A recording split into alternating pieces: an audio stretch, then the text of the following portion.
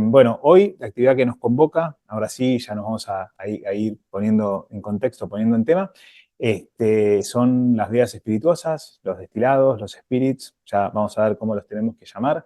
Nos acompaña una experta, nos acompaña una gran amiga también de Convivir y de la profesión de la sommelería, que es Claudia Piedrabuena. Ella es es parte del equipo de comunicación de Pernod Ricard, una de las empresas más importantes a nivel global en cuanto a bebidas en general, pero con mucha especialidad en todo lo que tiene que ver con destilados y con todas las familias de destilados. Ella ya nos va a contar cuántas son las bebidas que se encarga de comunicar y cuáles con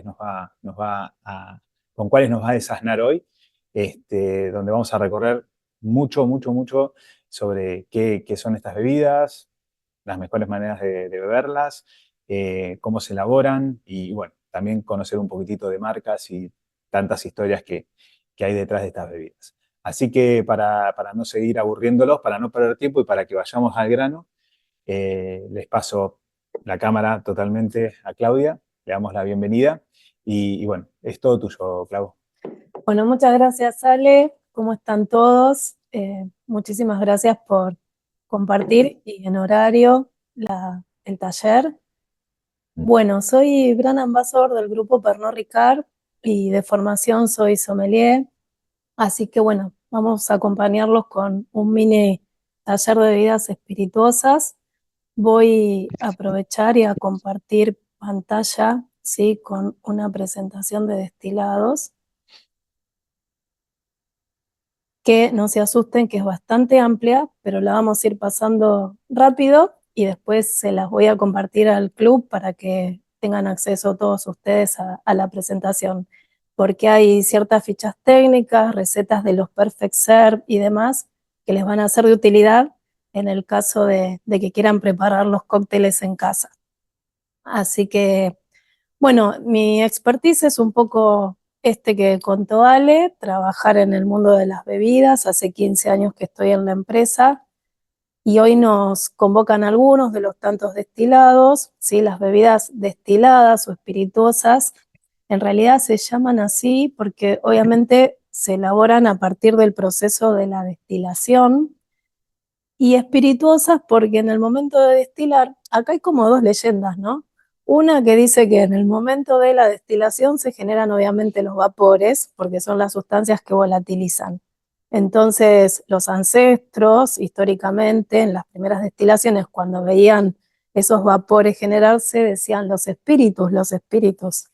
Y otra de las posibilidades, porque como les digo, esto es pura anécdota, es que las bebidas espirituosas, como tienen alto contenido alcohólico y el alcohol aporta caloría y el alcohol aporta calor, eso generalmente levantaba los espíritus, ¿sí? Porque obviamente desde su origen se consumían para combatir muchas enfermedades y también al aportar calorías mataban la hambruna. Entonces los pueblos pobres o las comunidades muy carentes destilaban, ¿sí? Las materias agrícolas y con eso se alimentaban. Entonces decían, estas bebidas levantan el espíritu. Así que no sabemos exactamente bien de dónde, pero podría ser por cualquiera de estos dos motivos que las bebidas se consideran con esta terminología. Ahora, ¿qué es lo que podemos destilar? Bueno, cualquier materia que tenga hidratos de carbono, ¿sí? O sea, mientras haya hidratos de carbono, estas sustancias sabemos que son fermentables, entonces al fermentar se producen alcohol y al momento de una destilación lo que hacemos es separar justamente el alcohol del agua. Tengo una bebida fermentada con X cantidad de volumen de alcohol, por ejemplo 8 o 9 grados, y con la propia destilación lo que hago es buscar la pureza de ese alcohol separándola del agua, aprovechando que el alcohol hierve a temperaturas más bajas y el punto de ebullición del agua es a 100 grados. Clau, te hago Entonces, una consulta, ¿no? sí, Para que empecemos para evitar algunas dudas. sí, Por lo tanto, nosotros arrancamos de una bebida alcohólica, que es sí, un fermento previo Sí, y posterior, o sea, es decir, fermentamos granos o fermentamos la caña de azúcar o fermentamos frutas y sí, eso posteriormente es lo que se va a destilar. exactamente, Perfecto. exactamente. Entonces, si por ejemplo utilizamos granos, y acá las bebidas justamente vienen originalmente del país donde justamente es el mayor productor desde lo natural, o sea, naturalmente que crece en el lugar. Entonces, si nos remitimos a las regiones muy frías, como por ejemplo regiones septentrionales, bien nórdicas, como decir Rusia, Finlandia, Noruega, Polonia, bueno, granos de cereal, ¿sí? Que es la base de la producción, la materia prima que tienen, destilan esos granos y elaboran vodkas, por ejemplo, ¿sí? O los escoceses y los irlandeses, que tienen granos de cereal también, como la cebada, el centeno, ¿sí? El trigo, la avena, más allá de hacer cerveza y de darle esos granos de alimento al ganado, lo destilan y hacen sus propios whiskies. O si nos remitimos a regiones como América, ¿sí? Con zonas más cálidas, donde la materia prima es la caña de azúcar, ¿sí? Ellos aprovechan esa materia prima y destilan el producto y hacen ron. Las frutas normalmente hay en todos lados, entonces son más típicas de algunos países. Después también hay destilados que vienen a partir del mundo del vino, ¿sí? O de las uvas.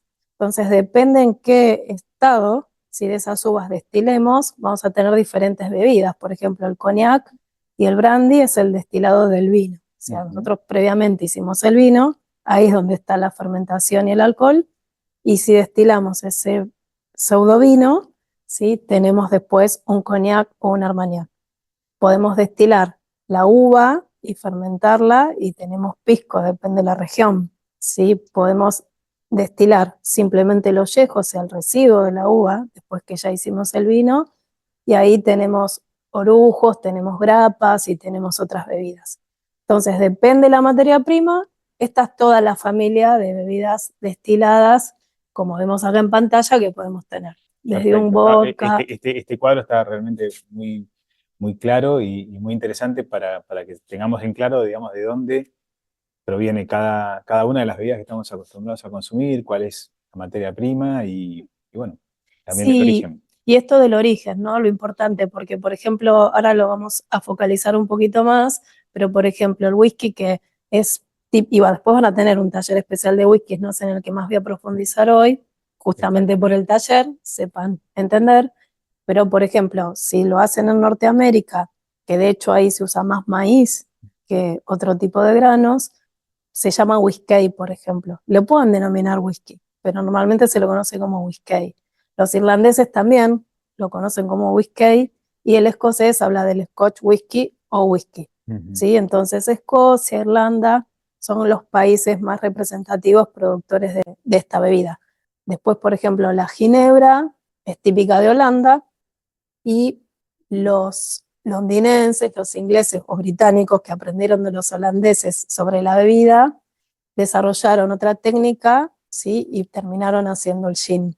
Entonces, Holanda, los países gaélicos y demás tienen sobre todo ginebra y gin también, por ejemplo, ¿no? Un poquito esto sería como toda Sí, la porque aparte, digamos, familia de las bebidas. si después nos metemos en la historia, hoy por suerte vamos a recorrer tres bebidas muy, muy, muy importantes, pero suelen ser la categoría en sí misma, Ujú. suele tener una carga histórica muy interesante. Y después cada marca, ¿no? Tiene como su historia, su relato, digamos, su forma de haber nacido, muy vinculada a algún hecho esencial o particular, que creo que también es una parte muy atractiva de todo del espíritu de estas marcas, ¿no? Claro. De conocerlas. Típico, típico. Es muy característico de todo este tipo de bebidas. Bueno, acá simplemente, sin irnos tan al detalle, pero esto que les comentaba, que cómo separamos entonces el alcohol y logramos alcoholes altamente concentrados. Bueno, destilar es un proceso físico. Solamente tenemos que calentar esa bebida. Se trata de tiempos y de temperaturas. Entonces, a determinado momento en tiempos, ¿sí? Toma calor la bebida, y entonces a 78 grados de temperatura que esa bebida tiene, ya el alcohol evapora. Entonces cambia el estado. Después se enfría y cuando se enfría lo condensamos y lo separamos del agua, porque el agua recién hierve a 100 grados, entonces ahí ya logramos separar toda la pureza de ese alcohol. Las destilaciones normalmente o históricamente, ¿sí? Todos estos países que hablamos de Europa y que hablamos de América aprendieron a destilar de los árabes, ¿sí? Este es un recorrido que viene desde Oriente a Occidente. Entonces conocieron el aparato de destilación simple, que es el famoso alambique, que es esta imagen que vemos en la figura, ¿sí? Que tenemos acá, que es una destilación simple, acá, ¿sí? Donde ponemos la bebida alcohólica por acá, y cuando esto se calienta, el alcohol empieza a evaporar y hace este recorrido. Y a medida que llega, hace todo su recorrido, se enfría, entonces lo separamos del agua que va a hervir después, ¿sí? Y así logramos, ¿sí? Alcoholes puros. Esa destilación se puede hacer una única vez, se puede hacer 2 y hasta 3 veces. Más veces lo hagamos, más puro vamos a recoger ese alcohol, y entonces toda la materia prima, aromas, color, sabor, todo lo que la bebida tiene, lo vamos restringiendo. Entonces, cuanto más, neutralizando. claro, cuanto más destilaciones tenemos, o si esas destilaciones llegan a ser continuas, que ahora lo vamos a ver, que eso pasa en otros aparatos de destilación, que son las columnas, ahí logramos los alcoholes más puros y terminamos teniendo un vodka, ¿sí? Que es la pureza total. O sea, resulta ser una bebida que no tiene, se dice en la bibliografía, ¿no? Dicen los libros, es insípida, sin olora, sin colora. Bueno, insípida no tanto, porque tiene el aroma propio del alcohol, ¿sí? Absolutamente. Sí es transparente, porque separamos todo lo que puede ser la materia prima, y no olora lo mismo. O sea, tenemos el aroma propio del alcohol, pero sí es el alcohol más puro, porque en las destilaciones continuas como el vodka, podríamos llegar a tener alcoholes de 95% de graduación alcohólica solo en etanol. Y después, cuando va a la botella que se envasa, yo acá traje algunos, por ejemplo, ahora vamos a entrar en las imágenes, tenemos por ejemplo un Absolut, tiene 40 grados de alcohol. Entonces, ¿cómo llegamos a 40? Bueno, una vez que logramos ese alcohol tan puro, se vuelve a rectificar a 40 con el agregado de agua, o sea, se vuelve a hidratar. En todas las bebidas alcohólicas destiladas. ¿Qué juega, o sea, cómo juega el agua? Porque, exacto. Ahí vas a eso, perdona. No, mejor que me cortes, así no los agobio. Bien. En todas las bebidas destiladas, el agua es esencial. Es de hecho uno de los ingredientes más importantes, además del alcohol. Porque, ¿qué ocurre? Y la mayoría de las destilaciones o los productores de estas bebidas ponen mucho énfasis en el agua que utilizan. Porque a diferencia del vino, o sea, todo el líquido o el agua del vino es el agua agrícola, o sea, es el agua del jugo de la fruta, del racimo de uva. En cambio, en este tipo de bebidas, el agua viene extra, o sea, hay que agregarla. Entonces, normalmente se utiliza en todas las destilerías y para todos los productos el agua propia de origen. Cuestión que, por ejemplo, Absolut tiene el agua de pozo, que la saca a 400 metros de profundidad del suelo, que cuando la extrae pasa por todo un horizonte de suelos que son muy calizos y que tienen muchos minerales, entonces son el propio filtro, ¿sí? Del agua, y logran tener un agua natural. Cuando vean whiskies van a ver que todas las destilerías de whiskies están al pie o cercanas al río, porque se utiliza el agua de manantial de esos ríos. Y los escoceses son estrictos al momento de la degustación de las bebidas, porque nos sirven el agua propia de Escocia para compartir y acompañar el whisky, o si nos sirven on the rocks, nos hacen, ¿sí? La roquita de hielo con el agua de manantial, para que ese agua sea tan pura como lo es en la bebida y no interfieran los aromas y en los sabores del producto destilado. Es esencial el agua, porque cuando leemos 40, 34, 24 de graduación alcohólica, significa que el otro tanto por ciento es el agua que hidratamos a la bebida para hacerla, ¿sí? Claramente. Entonces, acá es donde los productores que destilan obviamente ponen mucho foco en la calidad del agua, ¿sí? Bueno, acá estos son los dos aparatos que tenemos para destilar, ¿sí? Uno es el pot still o el alambique simple, que es la misma imagen del gráfico anterior, en donde obviamente hay una caldera y está el recipiente donde ponemos la bebida hidroalcohólica y eso a medida que se calienta, los vapores al momento de volatilizar, hacen el recorrido hasta condensarse y los recogemos en el otro extremo. En cambio, después surgió, mucho tiempo después, surgió el aparato en columna, que es la destilación continua, donde cada uno de estos platitos, o sea, cada una de estas imágenes que vemos acá, es una destilación. Entonces, en la medida que va pasando por acá todo el recorrido de la bebida con alcohol, se va redestilando ese mismo alcohol que está volatilizando. Cuestión que logramos y es continuo, ¿sí? No termina nunca. Hasta que definen la calidad de ese alcohol y ahí cada destilería dice, bueno, ya tengo la pureza que buscaba para mi producto y entonces ahí cesa, ¿sí? la destilación. Vamos a ver ahora que los vodkas, por ejemplo, todos se destilan en estas columnas y se busca esa máxima pureza. ¿Podríamos El decir ron, que una técnica es más artesanal que la otra? ¿O que te da podríamos un decir que resultado? una es más cuidadosa, que una da compuestos más complejos, si se quiere, porque muchas sustancias de la materia prima permanecen en la bebida. Eso es el aparato de la destilación simple en el pot still o en el alambique simple. Eso le da complejidad a la bebida y también nos permite después añejar esa bebida. Acá, este otro concepto o categorías que solemos llamar las bebidas blancas, de las no blancas, Claro. o los white spirits. Bueno, esas bebidas blancas son el vodka, el gin, que normalmente después no tienen crianza o añejamiento en barricas. Entonces son líquidos, translúcidos.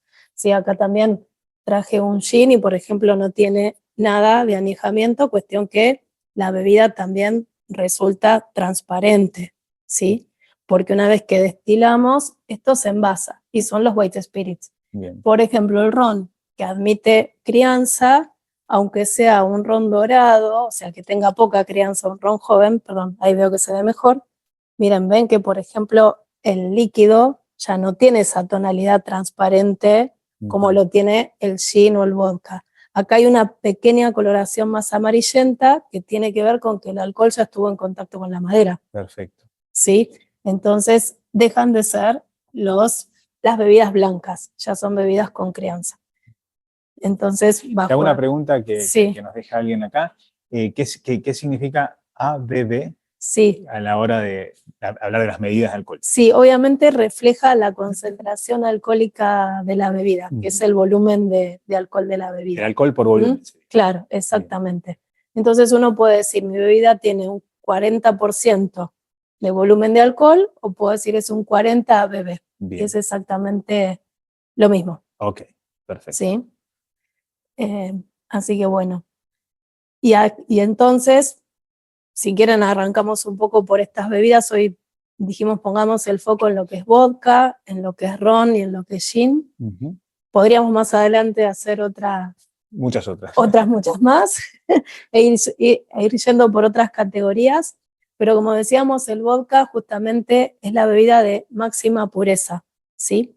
Y entonces está pensada, ¿sí? Para mixear, para blendear, salvo culturalmente, ¿no? Históricamente, bueno, decíamos esto, que son de los países fríos, de los países muy nórdicos, caso Rusia, Polonia, Noruega, habíamos dicho, donde destilaban los granos o papa, ¿sí? Normalmente, o sea, con alta concentración de hidratos de carbono, y con eso se alimentaban. Entonces ellos están muy acostumbrados, inclusive a tomar un shot de vodka puro. Exacto. ¿Sí? Vienen acá a Argentina, yo trabajé un tiempo en un restaurante, y venían y te pedían, como nosotros solemos tomar una copita de Jerez, ellos te piden un chupito o un shot de un vodka, porque es como su primera ingesta, ¿sí? Entonces para ellos es una apertura de comida y es también un alimento. Pero para el mundo occidental, el vodka está hecho para mixear. O sea, es ideal para todo lo que tiene que ver con hacer coctelería y tragos. Siendo el más puro de todos, se adapta muy bien al perfil del cóctel que quieras tener, ¿sí? Históricamente, la palabra vodka significa agüita. Agüita. Agüita. Sí, una agüita muy particular.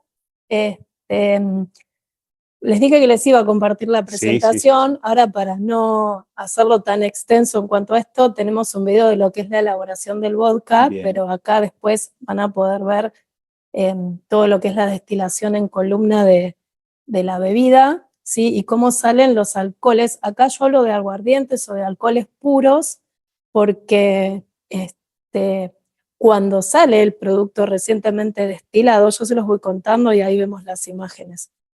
Cuando sale el producto recientemente destilado, mientras todavía no cumplió con todo el proceso legal que admita cada legislación para llamarse la bebida que es, no sé si me explico, o sea, para decir ron, por ejemplo, esa bebida tiene que tener un paso de añejamiento por barricas, o no si fuera un ron blanco, pero tiene toda una legislación.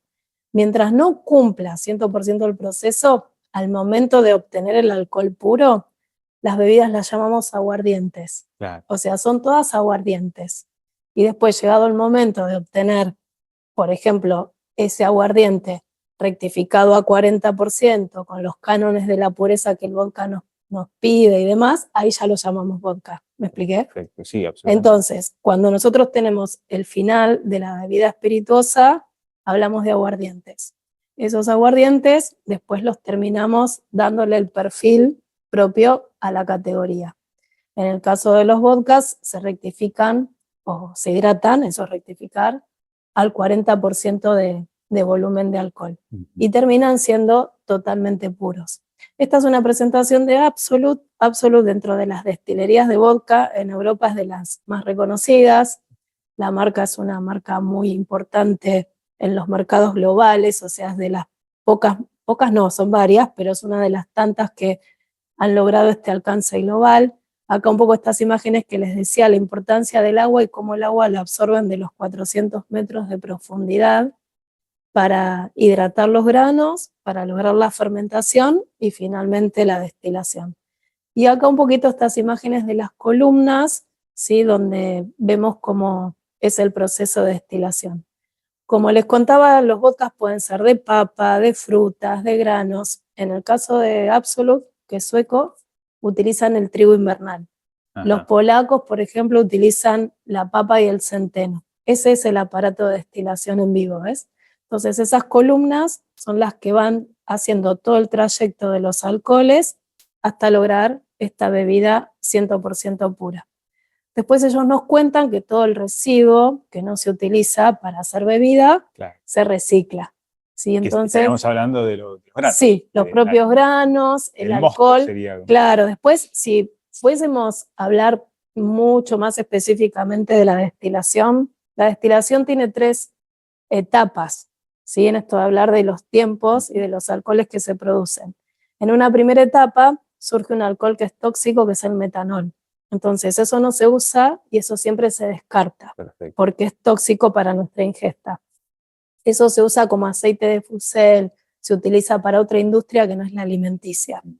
Y después, la última porción de la destilación ya tiene mucha agua y hay muy poquito etanol, no hay fuerza en ese alcohol. Entonces eso se llama cola y eso también se descarta. Y con todo eso se hace, por ejemplo, vinazas, que son alimentos para el ganado.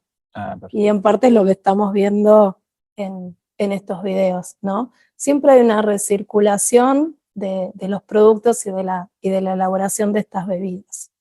Te hago unas preguntitas, ¿no? Sí. Que acá dejaron, algunas tienen que ver con el vodka, otras no. Pero, por ejemplo, el tema maderas de las crianzas. Sí. Entiendo que es roble en la mayoría de los casos, como las mismas barricas que podríamos destinar al vino, que incluso algunas por ahí fueron previamente utilizadas con vino o con alguna otra bebida. Sí. Y después, bueno, ligado a eso, alguien que pregunta si la diferencia entre un tequila transparente y un tequila dorado es la crianza. Claro. Justamente en cuanto a lo que es el color, ya ahí tiene que ver con el paso por la barrica. Del vamos, para interpretar esto del color y los aromas, el alcohol es un solvente y lo estamos sacando en volúmenes muy altos. En las destilaciones de los alambiques, por ejemplo, o del alambique simple, caso whisky, ¿sí? Caso algún gin y un tequila que admita añejamiento, salen 60-70% de alcohol, muy fuerte. Entonces termina siendo un solvente ese alcohol. Cualquier solvente, una borrás, cuando lo usamos en un mueble, ¿qué hace? nos levanta La pintura. la pintura.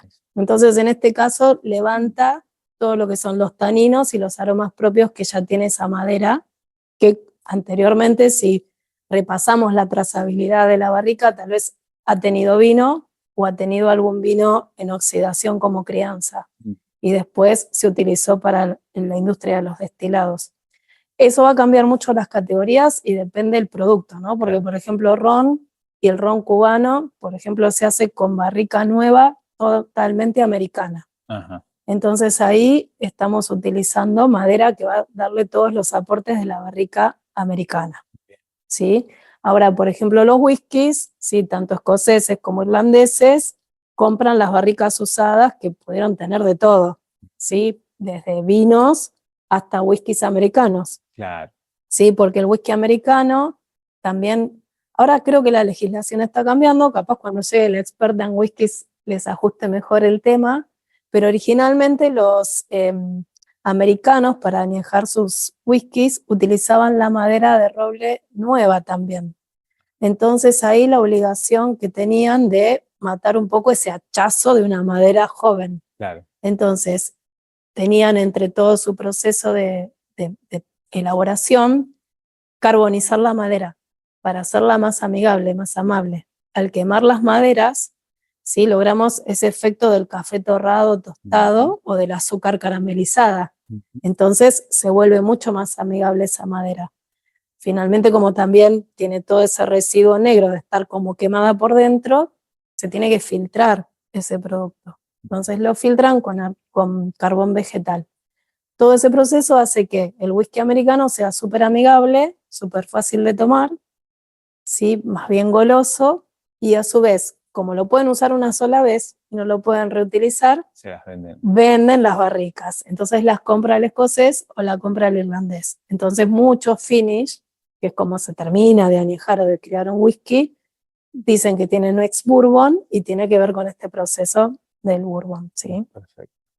Entonces, es todo un mundo y acá tendríamos que ir particularmente en la categoría de cada producto para interpretar bien los añejamientos, ¿no? O sea, cada categoría es toda una situación.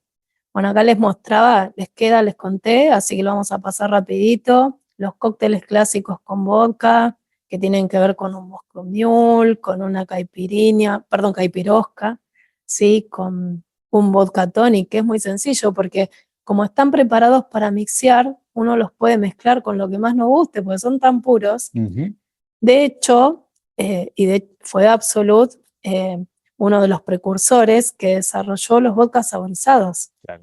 Y de hecho están saborizados con aceites esenciales naturales y son sí de los pocos que además de ser saborizados mantienen la transparencia, ¿sí? Mantienen esto de que la bebida es incolora igual, ¿sí? No tenemos coloración en la bebida. Ese que tenés ahí es de manzana. Sí, este es de manzana y se llama manzana oriental o Orient Apple porque también tiene jengibre, ¿sí? Entonces aparecen notas especiadas además de la manzana. Bueno, ¿Qué pasa? Te lo voy a dejar. Ok, bueno, muchas gracias. Pero lo bueno del vodka, o sea, creo que es algo que es fantástico.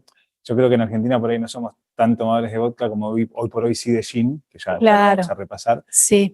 Pero que tiene nos da esa posibilidad de prepararte algo rápido, sin tener que estar mezclando y haciendo mixología. Claro. Con un par de rolitas de hielo, alguna fruta, alguna especia, ya está. Mezclaste y te armaste algo. Lo esencial en cualquier cóctel que hagamos en casa, porque otro de los grandes ingredientes en el trago es el hielo. Claro. ¿Sí? Más allá de la calidad del agua para el hielo, que eso es subjetivo, porque si ponemos fruta, ponemos azúcar y un montón de cosas, simplemente con que el agua no esté clorada, ya está. O sea, podemos elegir cualquier agua, no, con eso no pretendo ser estricta, pero sí tal vez usar mucho hielo, ¿sí? O sea, no escatimarlo. Cuando nosotros preparamos cualquier cóctel, dicen los bartenders, que no soy yo, que el hielo tiene que ir a tope. O sea, tiene que estar hasta el borde de la copa donde preparemos el trago. ¿Para qué? Para que al momento de mezclarlo con lo que fuera, siempre se va a empezar a diluir. Entonces, que el efecto del frío en el cóctel sea efectivo. Porque si ponemos muy poquito, solo se diluye y no enfría. Exacto. Entonces nos baja, ¿sí? La intensidad del trago, nos baja el atractivo que la bebida tiene y finalmente tampoco lo tomamos frío. Entonces no tenemos que creer, porque es un mito, que nos sirve mal un trago en un bar con mucho hielo para evitar la medida del alcohol, porque la medida va a estar siempre. Sí, de hecho la medida, o sea, justamente cuando te arman un buen cóctel te lo miden adelante tuyo, o sea, están usando las medidas. Exacto. Yo con el hielo siempre también tengo como una sugerencia que me gusta dar, que es, a veces uno abre el freezer, saca hielo y por ahí, no sé, tuviste un pescado arriba de hielo, tuviste un pollo. Es verdad. Y resulta que terminaste teniendo una contaminación sí. Aromática, más no digo que te vaya a hacer mal, pero sí aromática y uno siente que la bebida no es buena y en definitiva es eso, o sea, tratar a veces de tener esa precaución de tener el hielo para la coctelería o para cualquier otra bebida, sí. O sea, que te sirvas un vaso de agua con hielo, sí. Asegurarnos que no esté... Sí, alejado de los alimentos que totalmente... De verdura. Sí, yo de hecho en casa preparo las hieleras y una vez que se forma bien el hielo, lo saco de las hieleras y lo guardo en las bolsitas herméticas. Exactamente. Sí, no quería decir marca, pero en una bolsita Ziploc. No y de repente ahí ya tengo el hielo menos contaminado en cuanto a aromas. Exacto. Así que bueno, acá un sinfín de frutas y de jugos y demás para mezclar los alcoholes. Bueno, marca polaca, les contaba lo mismo. La traje porque tal vez es una de las únicas marcas de vodka que tiene la famosa apelación de origen francesa. Está reconocido el vodka polaco Wiborova como vodka polaco con la apelación de origen. Bien. O sea, esto certifica la originalidad del producto y la calidad de un vodka para Polonia.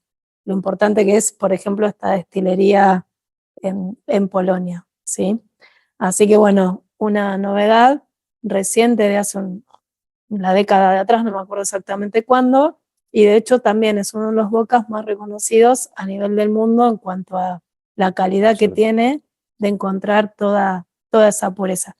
Cuento porque los tenemos acá también. Claro, es importante porque les traje marcas que, a ver, más allá, claro, más allá de charlar un poco, de saber que las tenemos acá en el caso de que querramos conocerlas y probarlas, ¿no? Y voy a decir algo que tiene que ver, creo, mucho con los destilados, con los spirits, y es que a veces puede estar instalada la idea de que no son baratos, que son costosos, claro. Pero lo importante, por sobre todas las cosas, es que sean de calidad. Porque un poco lo que mencionabas vos antes, estos alcoholes que uno trabaja y demás, o sea, la manera en que se combinan posteriormente, para asegurarnos una buena bebida, sí. que, digamos, que no nos haga ningún tipo de daño, etcétera, etcétera, tiene que ser de una buena marca. O sea, sí. y en ese contexto, digamos, cuando uno analiza el precio y la calidad, no son bebidas caras. Después sí, bueno, claro. podemos tener algunas de colección que son extremadamente carísimas. Pero generalmente los vodka, los gin no suelen ser bebidas. Sí, también quiero desasnarnos en algo que es esto de cuando veamos bebidas espirituosas que dicen industria argentina, pero que son marcas globales también, que están buenas consumirlas y comprarlas, porque lamentablemente por una cuestión de que nuestra moneda es muy barata, nos sale muy caro a los productores traer el producto hecho de origen. Exacto. Y lo estaríamos pagando 3 veces más del costo real que esa bebida tiene. Entonces, los mismos productores que somos estas empresas multinacionales, tenemos el aval del brand owner, que sería la destilería Wiborova, la destilería Bacardí, para hablar de otras marcas y demás, de hacer en nuestro propio país el mismo producto con los mismos cánones de calidad y certificación que tienen ellos. O sea, no nos van a permitir el uso de la marca si no hacemos un producto de calidad. Exacto. Esa es la confianza que tenemos que tener con estas bebidas que tal vez uno dice, uy, industria argentina no, ya no. No, sí, igual, porque significa que esta propia destilería nos dio el ok de que nos está dando su nombre para que produzcamos lo mismo. Te compras un auto japonés ensamblado en Argentina. O sea, es como estar comprando un auto japonés. Exacto. Y de hecho, los grandes productores de alcoholes acá en Argentina también son empresas muy importantes que producen buenos alcoholes que no nos hacen daño. Exacto, entonces, podríamos tranquilamente comprar. Bueno, las recetas con los vodkas, más o menos como veíamos en los anteriores. Un clásico, el Bloody Mary. Este es un aperitivo por excelencia. Necesario todos los domingos. Claro, si les gusta algo spicy, algo un poco picante, si además ya quieren sentir cierto alimento, ¿no? Como hasta un primer plato podría ser el entrante, solo el Bloody Mary. Exacto. Este, bueno, yo lo traigo siempre en las presentaciones porque me encanta. Bueno, es un trago clásico. Antes de entrar al gin, Sí, yo agrego dos cositas del sí, vodka que, digamos, siempre están muy instaladas. O sea, vos hablabas de las materias primas y siempre se instaló la idea de que el vodka es un destilado de papa y que sí, justamente es de granos, sí, este, pues de papas, de tubérculos también, sí, pero que también puede ser de frutas, como decías vos un antes, montón. porque en realidad lo que tiene que tener es un resultado final que es la neutralidad.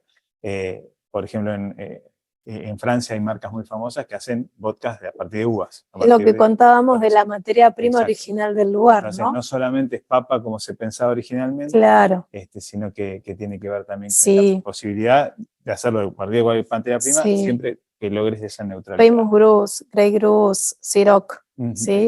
exacto. Tenemos vodkas espectaculares eh, hechos con otro tipo de materias primas. Ujú. Era eso. No, perfecto, gracias. De hecho, bueno, Viboroba está hecho de centeno, por Esto. ejemplo, ¿sí? Y Stolichnaya sí está hecho de papa, Ujú. ¿sí? Y de granos de cereal. Bueno, más o menos ese es el recorrido. Pero cada país productor obviamente aprovecha la materia Claro, prima que más lo que es tiene, fuerte, ¿no? Por lo que le da claro, carácter, lo lo que que le da tiene identidad. disponible y aparte que justamente la identidad del lugar. Ujú. Exacto. Bueno, y así pasó entonces con, obviamente, los ingleses, ¿sí? Que, bueno, les decía esto, que originalmente la bebida destilada viene de Holanda, donde también destilaban granos, y dentro de esos granos en toda la receta estaba el enebro. Sí, el enebro son unas bayitas de una planta que se llama Juniperus, que es una conífera, o sea, la imagen es bien de una plantita como si fuera un pino, Ujú. si se quiere. Ahí por detrás en la imagen se ven los granitos, ¿sí? Son esos frutos que le dan justamente esa nota bien balsámica y típica de la ginebra y del gin a la bebida. Entonces, es una mezcla de granos, pero que en ese mix de todos los botánicos que se pueden utilizar, sí o sí además tiene que tener enebro. Y de hecho no son únicamente granos, hablamos de botánicos porque cuando en cualquier receta, para cualquier bebida espirituosa decimos que usamos botánicos, son las porciones de las plantitas. O Mm. sea, cualquier órgano de la planta podemos usar, desde raíces, tallos, hojitas, flores. No. Entonces, hojas, ¿qué hojas? Hojas de té verde, japonés, té negro chino, flores, lúpulo, ¿sí? Flor de azar, ¿sí? Lavanda, ¿sí? Todo eso podemos Yerba mate. destilar. Yerba mate, hojitas, Ok. las hojas de la yerba mate, semillas, coriandro, cardamomo, raíces, angélica, ¿sí? O sea, ¿cuáles serían los botánicos? Bueno, todas estas plantas típicas también de acá, de todos los lugares, porque son botánicos que existen en todos lados, y que obviamente cada uno les da un perfil distinto a su destilería. Después también ocurre que cuando le damos bibliografía o nos metemos en las páginas web o vemos fichas técnicas, muchos de estos botánicos son de origen. Y eso también es válido y es importante porque yerba mate, sí, la yerba mate en Argentina, ¿sí? ¿De dónde va a ser? Tiene que ser Misiones o Corrientes. Exacto. No voy a plantar yerba mate en la Patagonia porque no voy a tener buena calidad de yerba mate. Podría plantar un arándano en una región tropical, pero no va a tener frescura ni acidez. Mm. Entonces el arándano es de la Patagonia. Cuento este concepto porque justamente esa es la originalidad del producto. En estas recetas de gin vemos que, por ejemplo, dicen que tienen cascaritas de naranja sevillanas y bueno, la naranja de Sevilla tiene todas las particularidades de la potencialidad de una naranja riquísima, Ujú. ¿sí? Entonces, cuando una destilería que está en un lugar y de repente en su receta puso un montón de ingredientes botánicos de distintos lugares del mundo, ¿cómo hizo? Bueno, hay empresas que son empresas terciarizadoras que se encargan de comprar en los países de orígenes esos ingredientes. Y después nosotros los productores mandamos nuestra fórmula a estas empresas, por ejemplo, una es Martin Bauer, que está en Alemania, así se hace Bifitter, por ejemplo, así se hace Brighton en Argentina, que son jeans, y les mandamos a ellos las recetas de todo nuestro mix de botánicos que queremos para hacer el gin, compramos los botánicos y ahí destilamos. El gin se puede destilar originalmente como la ginebra en el aparato pot still, o también se puede hacer a partir de un alcohol neutro que se hace con los sistemas de columna, como si fuera el vodka, y después ese alcohol se redestila, ¿sí? Con todos los botánicos en el alambique simple. Bien. ¿Sí? Y ese normalmente es el gin destilado, se llama así, distilled gin, porque es el gin que se redestiló en el alambique con una base de alcohol. Y es el famoso London Dry Gin. Bien. Hay gin que en las etiquetas vamos a leer que dicen London Dry, son estos gins destilados, caso Beefeater, Tanqueray, Bombay Jaffir y demás. Dry significa seco. Sí, además porque es seco. Exacto. O sea, y además porque es seco. Y después tenemos otros gins o gines que no dicen London Dry y que pueden ser gins compuestos, ¿sí? Que significa que a ese alcohol base, ¿sí? Le maceramos todos los botánicos y le dimos el perfil de aroma del gin. Pero es otra calidad, claro, de producto. Normalmente todos consumimos en los mercados el London Dry. El London Dry. ¿Sí? El London Dry.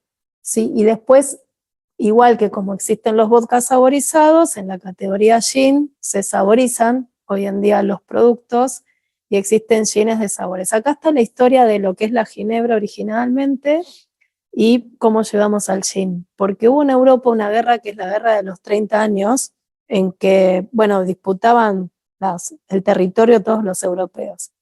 Y cuestión que los holandeses ganaban esa guerra. Y los ingleses decían la fortaleza que tenían los holandeses, ¿no? Y resulta que el holandés les decía que era por el alcohol que tomaban, por el brebaje que estaban tomando. Y el brebaje era la ginebra. Ajá. Entonces conocieron así la bebida y aprendieron, ¿sí? Sobre la receta y la bebida y lo llevaron a Inglaterra y empezaron a destilar el gin.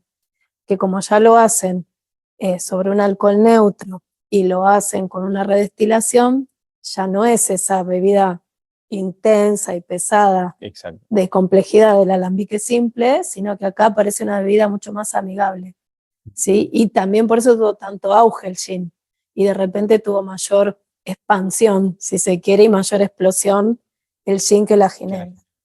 Aparte de la ginebra, digamos, es como que tiene una sensación hasta dulzona a veces.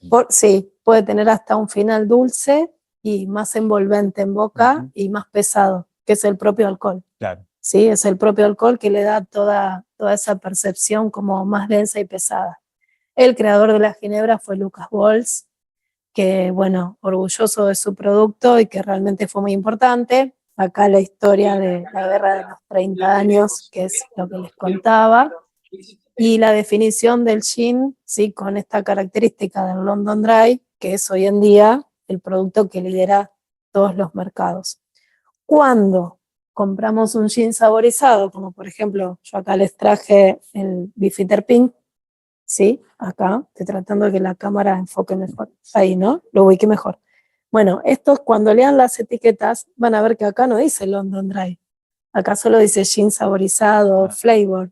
¿Sí? ¿Por qué? Porque le pusimos color, sabor, le bajamos la graduación alcohólica y no es seco. Bien. Entonces finalmente terminan siendo licores hechos a base de gin. ¿Sí? Ya la etiqueta no va a decir London Dry. Para hacerlo London Dry va a ser siempre seco. ¿Y cuál es el trago característico? Bueno, acá en la imagen este es el aparato, es la destilería de Beefeater, y este es el pot still, donde se ponen, disculpen, todos los botánicos como en una especie de canasta que con extracción de vapor, sí, se toman todos los aromas y eso se redestila, todo junto con el alcohol. Acá, una pregunta, si gin y ginebra son lo mismo, sí y no. Sí y no, o sea, como concepto de consumo, sí. Que los dos tienen que tener, obviamente, es un alcohol destilado de granos, con botánicos, y sí o sí tienen que tener enebro, total. Ahora, la ginebra es holandesa, la ginebra es más densa, es más pesada, se hace a través de la destilación simple en el alambique pot still, y el gin es más ligero, es más seco, ¿sí? Y está pensado para mixear. Tal vez la ginebra se toma idealmente en un shot, claro, ¿sí? Se puede hacer un trago con ginebra. Y después los efectos de las bayas de enebro Preguntan si desaparecen con la destilación y no, justamente No. lo que no queremos es que desaparezcan. No, al contrario, acá las destilaciones se hacen una sola vez, ¿sí? Para que justamente todos esos aromas propios de la baya de enebro permanezcan en el gin. Si no, estaríamos teniendo un vodka elaborado a partir de botánicos. Neutra. Claro, ¿sí?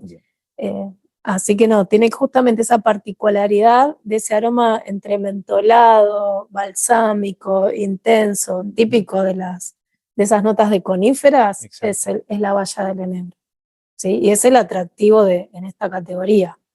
Por eso, idealmente se hacen los highball o los Tom Collins, que son los tragos con agua con gas, o le ponemos en la familia de los tonics, que usamos el agua tónica, claro, y hacemos el famoso gin and tonics, porque es justamente el cóctel o el trago que más disfrutamos sin perder la identidad de la bebida alcohólica que es el gin. ¿Sí? Después se puede hacer un sour y ahí tenemos un gimlet. Esas recetas están todas en la presentación para que las preparen en casa. Sí. Y de vuelta, son recetas simples, fáciles porque en realidad son todos tragos, se llaman directos porque los hacemos directamente en el recipiente donde los consumimos. Entonces se trata de medir la bebida alcohólica y utilizar la bebida que modifica ese alcohol, ¿sí? Que puede ser normalmente, si tiene burbuja para mí son más ricos porque la burbuja es más atractiva, y si no, bueno, podrían ser otras bebidas o jugos naturales, obviamente sin la burbuja. Con los destilados, digo, en los cócteles pasa como con la pastelería, las medidas no las podemos cambiar. No, si queremos tener el sabor preciso del cóctel, ¿no? Sí. Porque algunos dicen, no, a mí me gusta, o sea, a ver, cuando hacemos un Fernet, cada uno le pone las medidas que se le antoja. La esfera del Fernet es muy grande. Por eso, pero digamos, cuando hacemos un gin tonic, el gin tonic tiene que tener las proporciones adecuadas, lo mismo va a pasar con un gimlet. Originalmente la medida del alcohol en el trago siempre fue 60 milímetros, que son 2 onzas. Una onza son 30 milímetros. Y si lo llevamos a casa, eso es el chupito. O sea, cualquier vasito de licor o cualquier chupito mide 30 milímetros. O sea que así ya lo podemos medir. Siempre la base fue 60. Hoy en día estamos en ser más responsables con el consumo del alcohol, en intentar que tomemos más de un solo trago, ¿sí? En el momento de la ocasión de consumo. Entonces, esos 60 lo bajamos a 50. Ajá. Y para no confundirnos tantos ni ser tan complicados, empezamos a hablar de partes. Entonces consideramos la parte como 50 milímetros. Claro. Y después lo demás ya van a ser 2 o 3 partes. Bien. Comúnmente hacemos una parte de la bebida alcohólica, 2 partes de la bebida que la está modificando. Entonces yo hago un gin tonic, que justamente el copón está todo pensado ya, esto no fui yo. Ya está pensado, ¿sí? La medida de 50 milímetros, ¿sí? O sea, el copón tiene la capacidad de 150, 170, depende de la dimensión del copón. Entonces vos pones los 50, que es la parte del alcohol, los 100 de la tónica, o del agua con gas, o lo que estés consumiendo, y el hielo. Y eso te complementa bien toda la capacidad de la copa. Entonces es una parte 2. El Fernet es otra historia. El Fernet es otra historia. Porque el cordobés te lo toma casi puro. Pero por eso, digamos, lo pongo sobre la mesa el tema porque a veces pasa que, no sé, te reunís con gente y te dicen, no sé, abrís un buen gin o abrís un buen vodka y, no sé, tienen ganas de decir, le voy a poner un poquito más. Y la realidad es que si le pones un poquito más, agregarle más bebida, porque si no, pierde el atractivo. Muy alcohólico. Claro, pierde el balance, ¿no? Claro, pierde el balance. Aparte, son bebidas que funcionan o como aperitivos y son refrescantes, o funcionan como un bajativo, depende cuál. Entonces, si son tremendamente alcohólicas, posiblemente ya el aperitivo se cae en su objetivo, porque ya nos da demasiada sensación de saciedad. Tomamos un poquito y no queremos tomar más. Entonces, si respetamos la receta, eso nos invita a seguir consumiendo, tanto sea bebida alcohólica y comida. Pero si nosotros tomamos bebidas de alta graduación alcohólica, tal vez nos satura rápido y nos da sensación de saciedad y se nos acabó la fiesta, el consumo. Total. Bueno, así que así tenemos toda la categoría de, ven, acá por ejemplo se nota bien, London Dry Gin, cuando el producto es neutro, cuando es la bebida blanca. Si después si tenemos estas bebidas que ya están saborizadas, ya no mencionamos que son London Dry porque de hecho no lo es. ¿Sí? Claro. Y así cualquier otra destilería, lo mismo. Después juega un poco también los procesos de elaboración y destilación en que cada productor haga diferentes propuestas o tenga diferentes categorías de productos. Entonces siempre hay como una bebida más estándar y otra bebida que es más de lujo.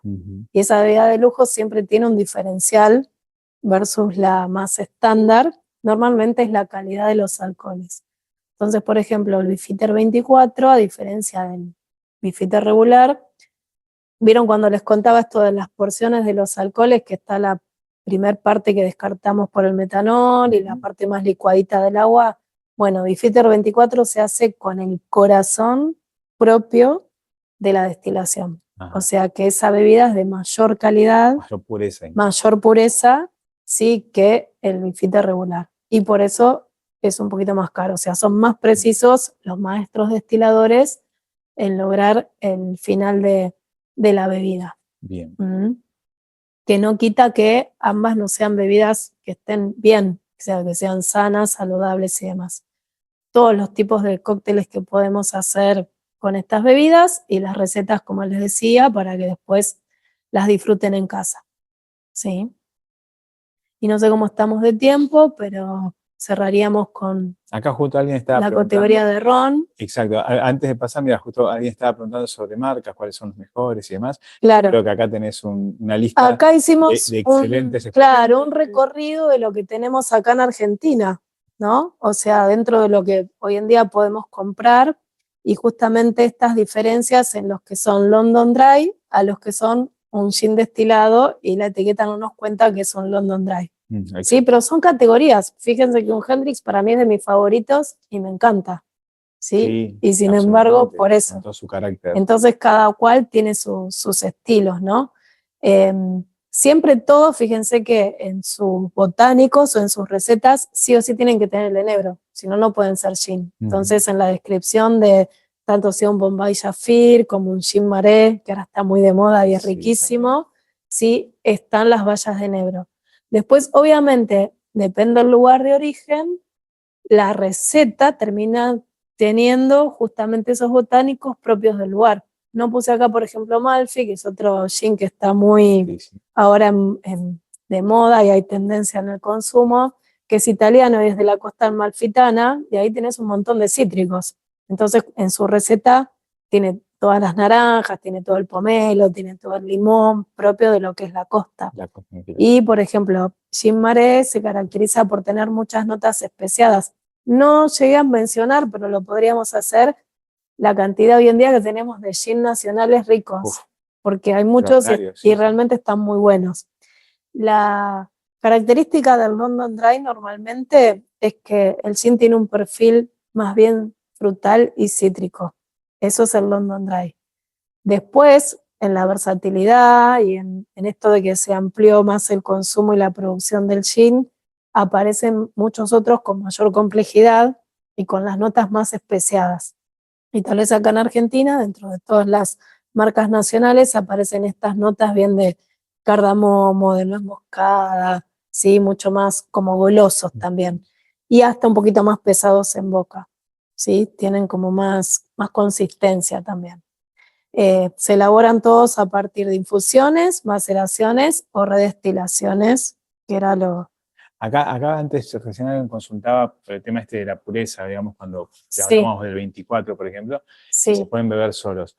A diferencia del vodka, que hay gente que lo bebe solo, lo tiene en el freezer y, digamos, tiene esa costumbre, el gin es poco común que se beba solo, o sea, está como ya instalada la idea de que es para un cóctel. Sin embargo, si nos trasladamos a 60 años atrás, la ginebra se tomaba sola. Claro. Entonces, digamos, sería lo mismo, o sea, sería como eso, digamos. Sí, pues, yo hoy en tomarse día... solo se puede, pero no es común encontrarlo. Claro. ¿No? Y creo que es una picardía tomarlo solo. Claro, en realidad están pensados para la coctelería o para los tragos.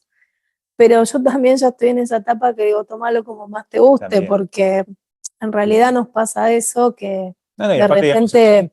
digamos, uno lo tiene identificado inmediatamente con el gin tonic. Claro. Sin embargo, también, no sé, hay un trago como el Negroni que también recurre al gin. Claro. Entonces, digamos, hay diferentes formas de aprovechar una botella de gin más allá del gin tonic. Ujú. Y me preguntabas el tiempo, estamos pasados, pero no los vamos a dejar con la gana de que escuchen algo de ron. Así No, que muy vamos derecho a sencillo, los cierro rones, rápido cumplimos porque con la promesa. sí, acá tenemos, bueno, otro de los tantos productos que se destilan, y para cerrar con ron, decíamos que es la caña de azúcar.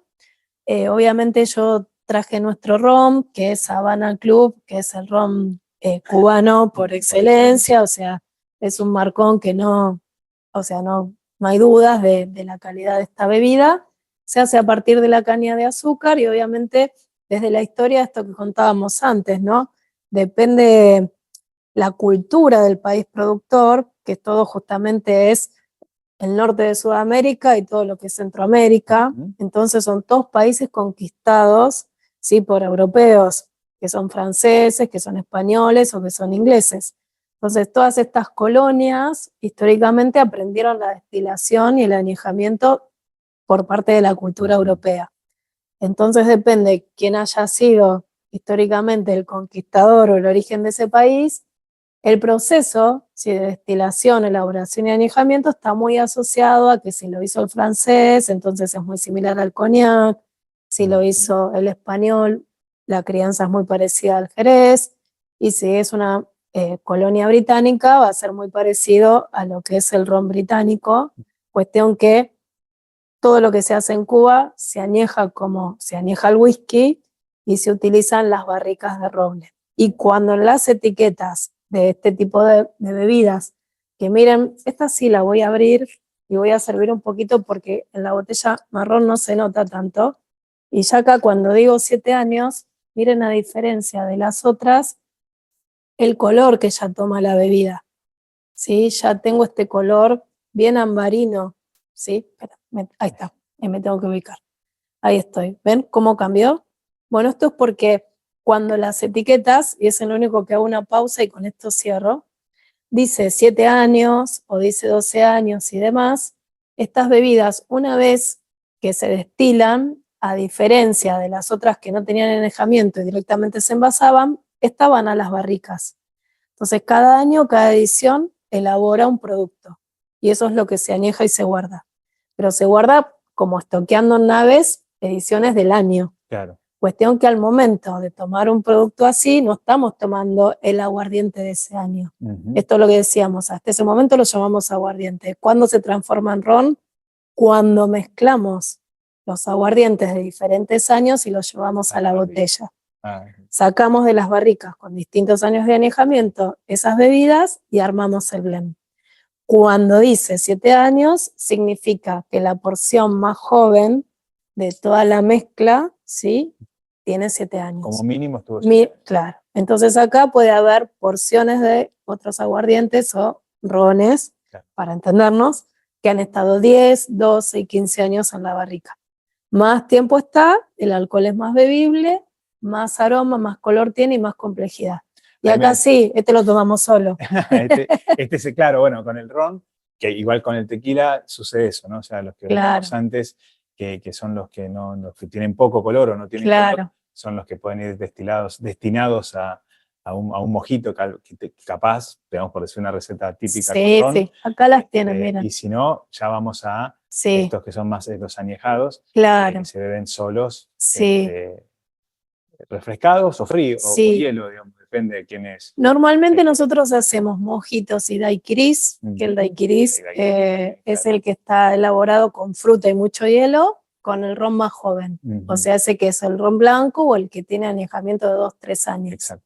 Y después cuando ya tenemos este tipo de bebidas, las tomamos net, se dicen cuando las tomamos puras sin nada, on the rocks, con un par de roquitas de hielo para no tomarlas tan caliente.